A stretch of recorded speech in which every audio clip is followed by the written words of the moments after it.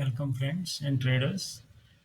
ఇది weekly sectorial analysis చూద్దాం. ఏ sector ఎలా పర్ఫామ్ చేసింది last week, coming week analysis ఎలా ఉంటుంది చూద్దాం. Last week total market sell of వచ్చింది, గ్లోబల్ మార్కెట్. మెయిన్ రీజన్ ఏంటంటే జపాన్ ఇంట్రెస్ట్ రేట్స్ ఇంక్రీజ్ చేసింది. సో క్యారీ ట్రేడ్ అని ఉంటుంది, అంటే లో కాస్ట్ ఫండ్స్ తీసుకుని జపాన్లో యుఎస్ మార్కెట్లో ఇన్వెస్ట్ చేస్తారు. ఎప్పుడైతే ఇంట్రెస్ట్ రేట్స్ ఇంక్రీజ్ చేసిందో ఫండ్స్ పుల్ బ్యాక్ చేయడం మొదలుపెట్టారు. సో గ్లోబల్గా చాలా సెల్ ఆఫ్ వచ్చింది. ఎస్ఎన్పి ఇండెక్స్ వచ్చేసి 10% గ్యాప్ డౌన్ ఓపెన్ అయింది మండే. నాస్డాక్ వచ్చేసి 15% డౌన్ అయింది. బిక్స్ వచ్చేసి వాలంటైలిటీ ఇండెక్స్ స్పైక్ అయింది, 65% అప్ సైడ్ స్పైక్ అయింది. అది కరోనా సెల్ ఆఫ్ తర్వాత అంత పెద్ద స్పైక్ ఇదే అనమాట. ఓవరాల్గా నియర్ 20 దగ్గర విక్స్ క్లోజ్ అయింది వీక్ ఎండింగ్ వచ్చేసరికి. సో గ్లోబల్ సెల్ ఆఫ్, మన ఇండియన్ మార్కెట్ వచ్చేసి మనది కూడా global market sell of impact అయ్యి మనది కూడా హ్యూజ్ గ్యాప్ డౌన్ అయింది. ఓవరాల్గా ఫ్రైడే ఆర్బీఐ కామెంటరీ వచ్చాక కొద్దిగా స్టెబిలైజ్ అయింది, పుల్ బ్యాక్ ఇచ్చి. సో ఈ వీక్ లాస్ట్ వీక్ సెక్టర్ ఎలా పర్ఫామ్ చేసింది ఓవరాల్గా లాస్ట్ ట్రేడింగ్ డేస్ అదంతా ఒకసారి చూసి నెక్స్ట్ వీక్ ఎలా ఉంటుందో చూద్దాం. ఫస్ట్ వచ్చేసి ఫార్మా సెక్టర్ చూద్దాం.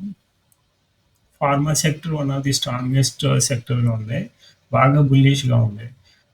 ఇది రెడ్ లైన్ వచ్చేసి 21 ఈఎంఏ సపోర్ట్ తీసుకుని, అలాగే near to RSI support, trend line support తీసుకుని బాగా బౌన్స్ బ్యాక్ అయ్యి నియర్ టు 2500 పాయింట్స్ రైజ్ అయింది. 2 వీక్స్ కన్సల్టేట్ అయ్యి థర్డ్ వీక్ మళ్ళీ బిగ్ క్యాండిల్ వస్తుంది. అలాగే ప్రెజెంట్ వీక్ కూడా నియర్ 21,500 దగ్గర ఓపెన్ అయ్యి స్ట్రాంగ్ క్యాండిల్తో క్లోజ్ అయింది వీక్లీ. ఇది ఇప్పుడు కమింగ్ వీక్ వచ్చేసరికి ఏదైనా పుల్ బ్యాక్ వస్తే ఫ్రెష్ ఎంట్రీస్ ఈ pink line and red line above consultation చూసి అక్కడ దాకా పుల్ బ్యాక్ వస్తే మళ్ళీ రీఎంట్రీ ఇవ్వచ్చు, లేదా కంటిన్యూషన్ ఆల్రెడీ హోల్డింగ్ అయితే కంటిన్యూషన్ చేయొచ్చు. ఫ్రెష్ ఎంట్రీ కొద్దిగా పుల్ బ్యాక్ వస్తే బెటర్. సో ఇది ఇందులో stocks, pharma stocks leading stocks perform చేస్తున్నాయి బాగా. సో అవి కూడా స్టాక్స్ కూడా చూడొచ్చు. So small cap sector almost 10 weeks నుంచి నియర్గా కన్సాలిడేట్ అవుతున్నది. స్మాల్ క్యాప్స్ అంత పర్ఫామ్ చేయట్లేదు, మార్కెట్ ఇట్ సెల్ఫ్ కన్సల్టేషన్లో ఉంది కాబట్టి ఈ స్మాల్ క్యాప్స్ అంత పర్ఫామ్ చేయట్లేదు. నియర్ ఈ ఛానల్ రేంజ్లోనే ట్రేడ్ అవుతున్నది. అలాగే trend line up side resistance form చేసింది, అది స్వింగ్ హై. సో అక్కడ ట్రేడ్ అవుతున్నది. ఇది మండే వీక్లీ గ్యాప్ డౌన్ అయ్యి మళ్ళీ పుల్ బ్యాక్ వచ్చింది. ఇది కూడా ఈ సెక్టర్ కూడా కొద్ది పుల్ బ్యాక్ రావచ్చు. పుల్ బ్యాక్ నియర్ టు ఇక్కడ 21 ఈఎంఐ దగ్గరికి వచ్చిన తర్వాత అక్కడ ప్రైస్ యాక్షన్ చేసి ఎంటర్ అవడం బెటర్. పిఎస్యు బ్యాంక్ వచ్చేసి చాలా వీక్స్ నుంచి కన్సల్టేషన్ అవుతున్నది. ఈ లాస్ట్ వీక్ వచ్చేసి near 21 EMI almost 6-7 weeks 21 EMI దగ్గరే కన్సల్టేషన్ అవుతున్నది. ఇందులో ఓన్లీ ఎస్బీఐ పర్ఫామ్ చేస్తున్నది, నియర్ టు 898 లెవెల్స్ వచ్చింది, తర్వాత పడిపోయింది.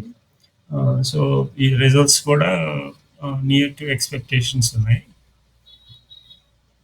సో నియర్ టు 100 పాయింట్స్ పడింది, అది 100 పాయింట్స్ పడి పుల్ బ్యాక్ 15-20 పాయింట్స్ ఇచ్చింది. సో ఈ sector near to channel support దగ్గరికి వచ్చింది. ఇక్కడ ప్రైస్ యాక్షన్ చూసుకుని ఇది కూడా తీసుకోవాలి. ఇది కూడా లాంగ్ టైమ్ అండర్ పర్ఫార్మింగ్ సెక్టర్గా ఉన్నది. ప్రైవేట్ బ్యాంక్స్ చూద్దాం. ప్రైవేట్ బ్యాంక్స్ బ్రేక్అవుట్ అయ్యి ఛానల్లో వెళ్తున్నది. ఇది upside trending channel resistance తీసుకుని ఇది కూడా అండర్ పర్ఫామ్ చేస్తున్నది. Private banks since 5 weeks down ట్రెండ్లో ఉన్నది. Near to breakout level retest చేసింది. కానీ ఓవరాల్‌గా ఇది banks 2 banks PSU and public sector banks CASA deposits issue ఉన్నది. డిపాజిట్స్ తగ్గించేసి మ్యూచువల్ ఫండ్స్ ఆటిలో పెడుతున్నారు. So, RBI liquidity release చేస్తుందనుకున్నారు. కానీ అదేం రిలీజ్ చేయలేదు కానీ ఓవరాల్‌గా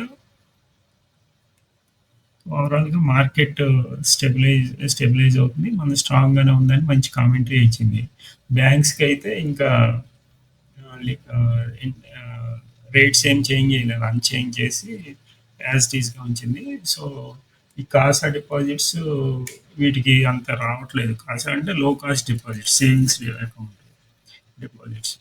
సో, అవి లోన్ గ్రోత్ కూడా మోడరేట్ చేస్తారు ఇప్పుడు. ఎందుకంటే డిపాజిట్ క్రంచ్ ఉన్నది. ఎయిదర్ ఇంట్రెస్ట్ రేట్స్ రైజ్ చేయాలి. New deposits high high cost deposits interest rates వచ్చాయి. కాసా అంటే లో cost deposits. So, banking sector ఓవరాల్‌గా అండర్ పర్ఫార్మ్ చేస్తుంది. కానీ ఇక్కడ ప్రైస్ యాక్షన్ చూడాలి. ఇక్కడ నియర్ టు బ్రేక్‌ఔట్ లెవెల్ ఉన్నది. 25,000 లెవెల్స్. సో, ఇక్కడ కన్సాలిడేట్ అయ్యి అప్ సైడ్ అని వెళ్ళొచ్చు లేదా బ్రేక్ డౌన్ అవుతుందని చూడాలి. ఇక్కడ ప్రైస్ యాక్షన్ చూసి ఇందులో ఎంటర్ అవ్వడం better. Private banks. IT sector చూద్దాం. ఇది కూడా one of the strongest sector.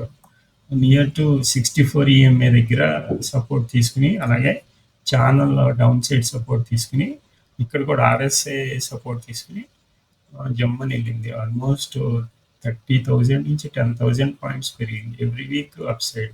మధ్యలో 2 వీక్స్ అలా కన్సల్టేషన్ అయింది. ట్రెండింగ్ అప్ సైడ్ బాగా వెళ్ళింది. Channel down side to up side touch అయ్యి పడింది. ఇది బ్రేక్అవుట్ రీటెస్ట్ లెవెల్‌లో ఉన్నది. ఇక్కడ ప్రైస్ యాక్షన్ తీసుకొని ఏదన్నా డౌన్ సైడ్ పుల్ బ్యాక్ ఇస్తే ఐటీ సెక్టర్ కూడా ఎంటర్ అవ్వచ్చు. ఐటీ సెక్టర్ స్ట్రాంగ్‌గా ఉంది. పిఎస్‌సి సెక్టర్ ఇది సిపిఎస్‌సి. ఇది కూడా అప్ సైడే ఉన్నది.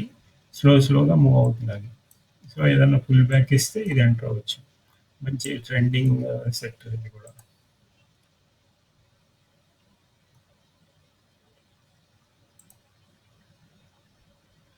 Infrastructure sector. ఇన్ఫ్రాస్ట్రక్చర్ సెక్టర్ ఇంకో ట్రెండింగ్ అప్ సైడ్ ఉన్నది. Near to trend line support ఉన్నది. 21 ఏం బ్రేక్ అవ్వలేదు. సో, ఇక్కడ కన్సాలిడేట్ అయ్యి ఈ రెసిస్టెన్స్ హై రెసిస్టెన్స్ అయితేనే న్యూ ఎంట్రీ తీసుకోవాలి. ప్రీవియస్ హై క్రాస్ అయితేనే నియర్ టు 9,550 లెవెల్స్ కంఫర్టబుల్‌గా క్లోజ్ అయితేనే ఫ్రెష్ ఎంట్రీస్ ఇందులో ఎంటర్ అవ్వడం బెటర్. అదర్‌వైజ్ వెయిట్ చేయాలి ఇది. ఇక్కడ నియర్ టు 21 ఈఎంఏ కన్సాలిడేట్ అయ్యి అప్ సైడ్ పోవచ్చు లేదా డౌన్ సైడ్ పడవచ్చు. చూడాలి ఇక్కడ. ప్రస్తుతం ఇందులో నో యాక్టివిటీ. మాక్సిమం అన్ని సెక్టర్స్ గ్యాప్ ఫిల్ చేయొచ్చు. ఎందుకంటే వీక్లీ గ్యాప్స్ ఇవి.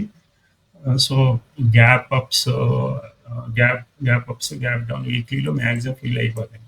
సో, ఈ నెక్స్ట్ వీక్ ఫిల్ అయిన తర్వాత చూడాలి. నెక్స్ట్ వీక్ గాని, ఆ పై వీక్ గాని గ్యాప్స్ ఫిల్ చేస్తే అక్కడ ప్రైస్ యాక్షన్ చూసి ఇక అక్కడి నుంచి రివర్స్ అవుతున్నాయి, అప్ సైడ్ వెళ్తున్నాయి చూసుకోవాలి. అది కూడా ఒక మంచి పాయింట్. ఇది మిడ్ క్యాప్ 150 ఇండెక్స్. ఇది బ్రేక్అవుట్ లెవెల్ నుంచి రీటెస్ట్ చేసి ఇక్కడే స్టెబిలైజ్ అవుతుంది. లాస్ట్ వీక్ అన్నీ పడింది కానీ మిడ్ క్యాప్ కూడా బాగా పడింది. సో, హై బ్రేక్ అయితేనే ఇందులో ఎంటర్ అవ్వాలి. ఇది కూడా నియర్ టు దీని హై వచ్చేసి 22,000 ఆల్మోస్ట్ 1000 పాయింట్స్ డౌన్లో ఉన్నది హై నుంచి. ఇది ఎఫ్ఎంసీజీ సెక్టర్. ఇది కూడా మంచి పర్ఫామ్ చేసింది ఓవరాల్‌గా. నియర్ టు 53,000 నుంచి చాలా చాలా వీక్స్ రేంజ్‌లో ఉంది. కప్పు బ్రేక్‌ఔట్ అయింది. Cup and handle near to cup and handle breakout అయింది. ఇది బ్రేక్‌ఔట్ అయ్యి లాస్ట్ వీక్ ఇది బాగానే పర్ఫామ్ చేసింది. ఎందుకంటే మార్కెట్ డౌన్ సైడ్ వచ్చినప్పుడు బాగా పడినప్పుడు pharma and IT and FMCG perform చేస్తాయి. సేఫ్ ఇన్వెస్ట్మెంట్స్ ఇవి. ఇది కూడా ఏదైనా పుల్ బ్యాక్ ఇస్తే ఎంటర్ అవ్వచ్చు. లేదా ఫ్రెష్ ఎంట్రీ అయితే అబోవ్ హై క్లోజ్ అయితేనే 63,000 అబోవ్ అయితేనే ఫ్రెష్ ఎంట్రీ చూస్తే బెటర్. అలాగే ఎనర్జీ సెక్టర్ కూడా మంచిగా ఛానల్‌లో మూవ్ అవుతున్నది. Trending up side. So, last week ఇది కూడా బాగా డౌన్ సైడ్ గ్యాప్ డౌన్ అయింది. గ్యాప్ డౌన్ అయ్యి పుల్ బ్యాక్ వచ్చింది. ఈ ఛానల్ రెసిస్టెన్స్ ఉంటుంది. ఇక్కడ ప్రైస్ యాక్షన్ చూసుకోవాలి ఇప్పుడు ఫ్రెష్ ఎంట్రీస్‌కి. Above all time high close అయితేనే ఎంటర్ అవ్వాలి. లేదా ఇంకా కొద్దిగా పుల్ బ్యాక్ ఇచ్చాక ఎంటర్ అవ్వడం బెటర్.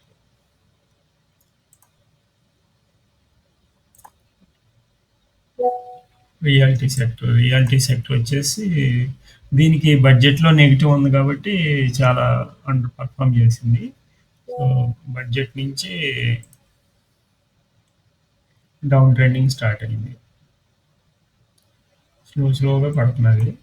ఛానల్ అప్ సైడ్ ఇది కూడా ఛానల్‌లో మంచిగా మూవ్ అవుతున్నది. ఛానల్ అప్ సైడ్ హిట్ అవ్వంగానే అక్కడ సప్లై పెరిగి డౌన్ సైడ్ మూవ్ అవుతున్నది. ఈ లాస్ట్ వీక్‌లో ఛానల్ బిఫోర్ లాస్ట్ వీకే ఇది ఛానల్ బ్రేక్ డౌన్ అయింది. లాస్ట్ వీక్ ఇంకా near to 21 EMA and horizontal support ఉన్నది. ఇది ప్రీవియస్ బ్రేక్అవుట్ రీటెస్ట్ లెవెల్స్ ఇది. హారిజాంటల్ సపోర్ట్ దగ్గర ఉన్నది. ఇక్కడ చూడాలి ప్రైస్ యాక్షన్.